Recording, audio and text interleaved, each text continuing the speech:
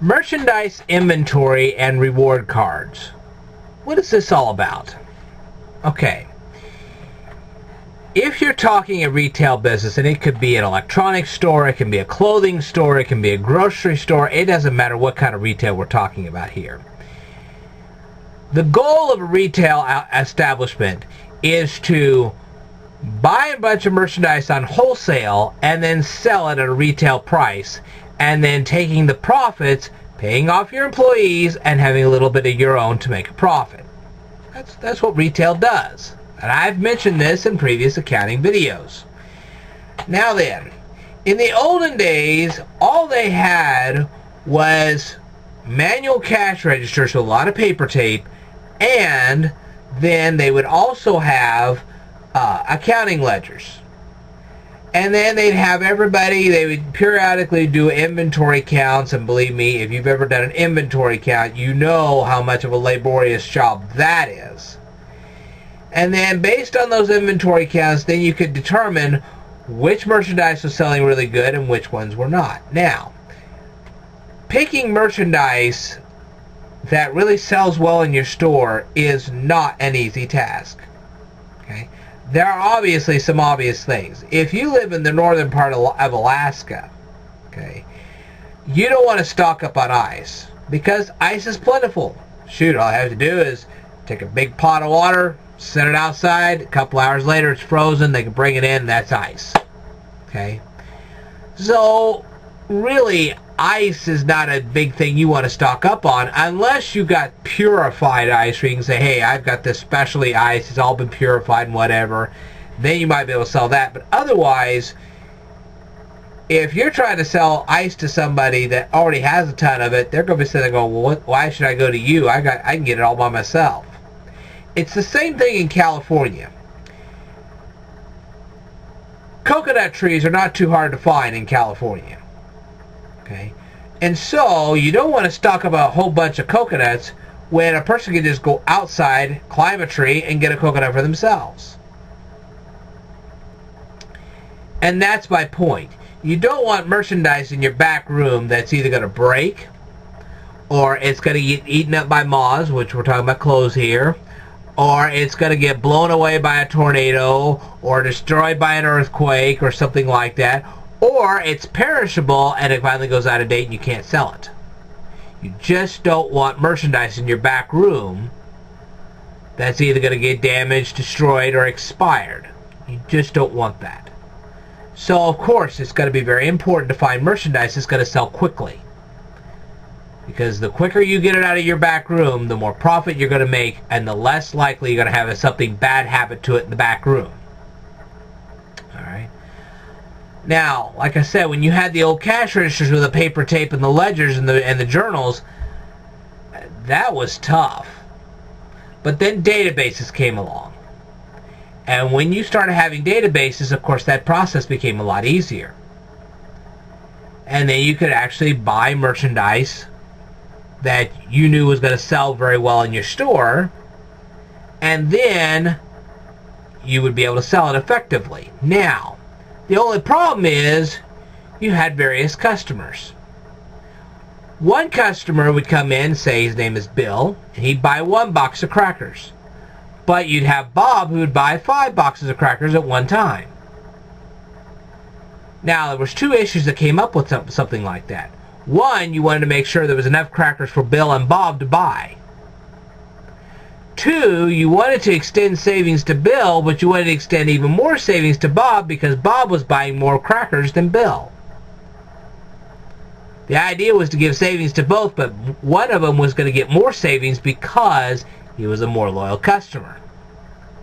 Now, how could you match up the purchases that were being made with the customers who were making them? Well, with a simple database, you can't do that. But you can do that with a rewards card. So, companies started issuing rewards cards. Best Buy. Circuit City used to have one. And then there are places like, and I've got them just like this, you got Kroger's. You got County Market. And now you even have the Walgreens Balanced Rewards card. just to name a few.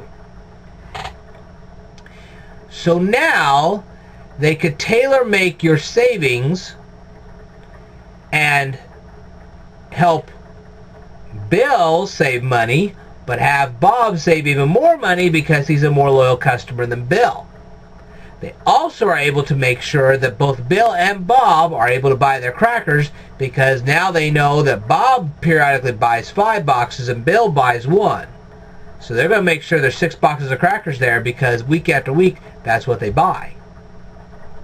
Because nothing is worse than going to a store and not finding the item that you need.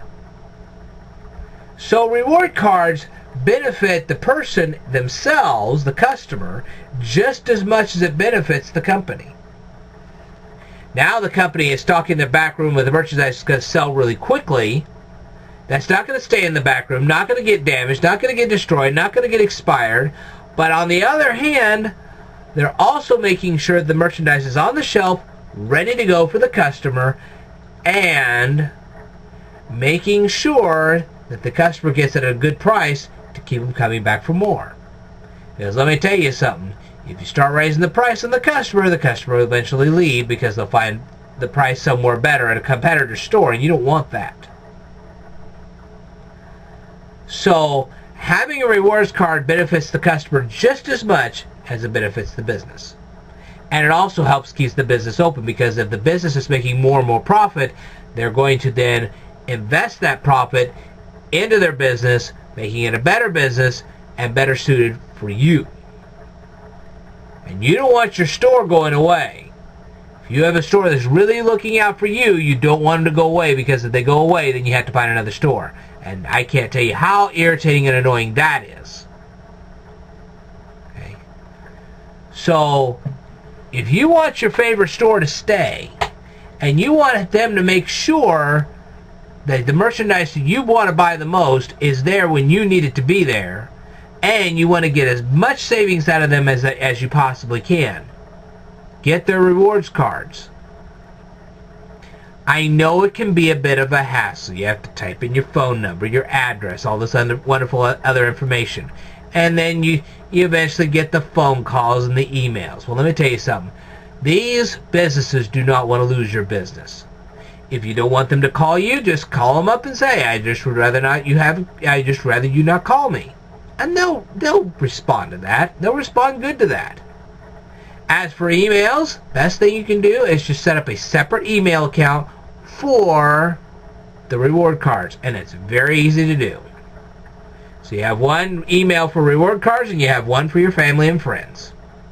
It makes the businesses happy. It makes you happy. Everybody comes out a winner, and it's good for everyone. So business-wise, it is really good to have reward cards.